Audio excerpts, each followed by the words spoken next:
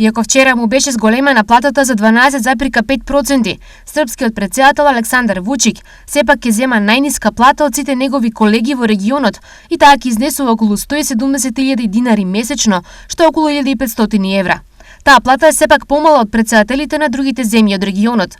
Највисоката плата во овој дел од Европа има претседателката на Словенија, Наташа Пирц Мусар, чии примања се 3.322 евра месечно. Претседателот на Хрватска, Зоран Милановиќ, за функцијата што извршува е платен 3.000 евра.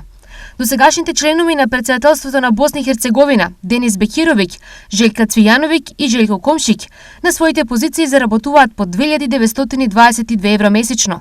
Во однос на платата веднаш заднив е претседателот на Црна Гора, Мило Ѓукановиќ, чија плата е 2.420 евра. Претседателот на Албанија, Бајрам Бегај, заработува 2.208 евра месечно, а платата што е добива претседателот на Северна Македонија, Стево Пендаровски, е 1.500 евра. Она што е интересно е тоа што Александар Вучик нема помала плата од само претседателите на земјите во регионот, туку е помала од она на директорот на поштата.